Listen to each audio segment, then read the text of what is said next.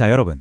혹시 여러분이 만드는 주인공을 가로막는 가장 강력한 적이 누군지 한번 진지하게 생각해 보신 적 있으세요? 어쩌면 그게 바로 주인공 자기 자신일지도 모릅니다. 네, 현대 스토리텔링은 바로 이 질문에서 출발해요. 관객의 마음을 완전히 사로잡는 캐릭터의 비밀, 내면의 적에 대한 이야기. 지금부터 시작합니다. 모든 위대한 이야기는요, 사실 어떤 하나의 중요한 발견에서 시작되곤 하죠. 지금부터 우리가 살펴볼 것도 바로 그거예요.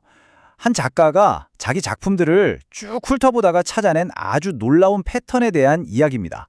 이 발견 하나가 어떻게 현대 스토리텔링의 판도를 바꾸었는지 그 흥미진진한 시작점을 같이 따라가 보시죠. 바로 이 문장. 이게 모든 것의 핵심입니다. 한 작가가 무려 15년 동안 쓴 자기 시나리오 8편을 다시 읽다가 정말 소름 돋는 공통점을 발견해요. 뭐였냐면 모든 주인공의 실패 원인이 외부에 있는 어떤 거대한 악당이나 장애물이 아니었다는 거죠. 그럼 뭐였을까요?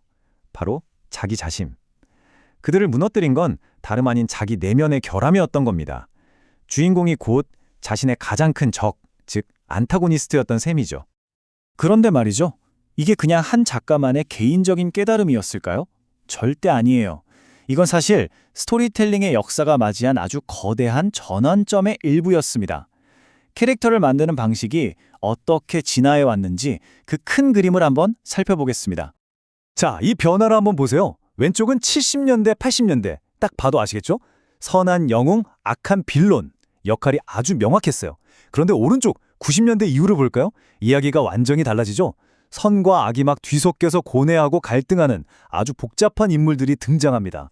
완벽한 영웅은 이제 좀처럼 찾아보기 힘들어지고 우리처럼 결점투성인 인물들이 스크린을 가득 채우기 시작한 겁니다. 아니 근데 왜 이런 변화가 일어났을까요?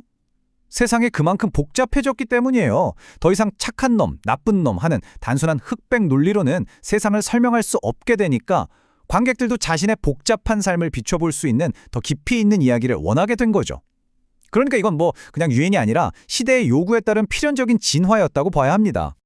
자, 그럼 이렇게 복잡해진 캐릭터들이 우리한테, 그러니까 관객한테는 대체 어떤 영향을 미치는 걸까요? 왜 우리는 완벽한 영웅보다 흠 있는 인물에게 더 마음이 가고 더 끌리는 걸까요? 그 비밀은 바로 공감에 있습니다. 생각해보세요. 우리는 완벽한 영웅을 우러러보긴 하지만 진짜 내 마음을 주는 건 실수하고 괴로워하고 넘어지는 그런 결점 있는 인물이잖아요. 그쵸? 그들의 실수를 보고 그들의 고뇌를 함께 느끼면서 우리는 어느새 이야기 속에 그냥 푹 빠져버리는 거예요. 이건 단순히 스토리를 보는 수준을 넘어서 인물의 감정을 함께 체험하게 되는 거죠. 이게 바로 현대 이야기가 우리에게 주는 가장 큰 선물입니다. 전문가들은 이 과정을 거리 좁히기라고 부르더라고요. 이게 무슨 말이냐면 관객이 더는 팔짱 끼고 어디 한번 해봐 하고 지켜보는 구경꾼이 아니란 뜻이에요. 오히려 아니 쟤는 왜 저런 선택을 했을까 하고 적극적으로 그 인물을 이해하려고 애쓰게 된다는 거죠. 그 과정에서 캐릭터와 나 사이의 심리적인 거리가 확 좁혀지는 겁니다. 우리가 단순한 관객에서 이야기의 적극적인 참여자로 변모하는 순간이죠.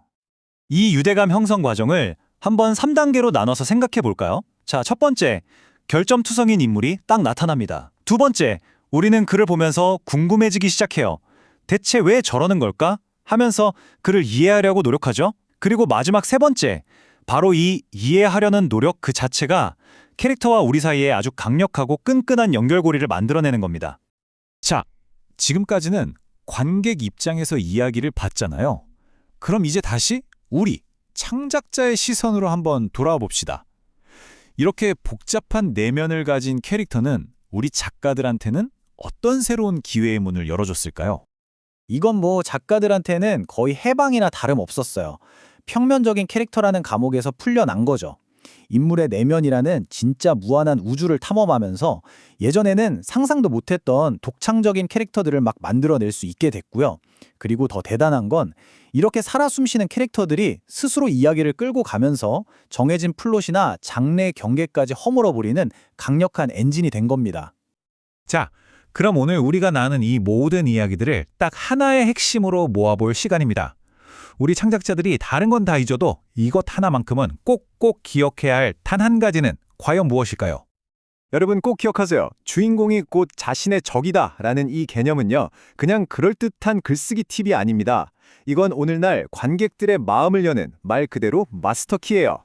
화면 속에서 뛰고 있는 저 복잡한 심장, 즉 내면의 갈등을 겪는 인물이야말로 현대 스토리텔링을 살아 움직이게 하는 에너지의 근원인 겁니다.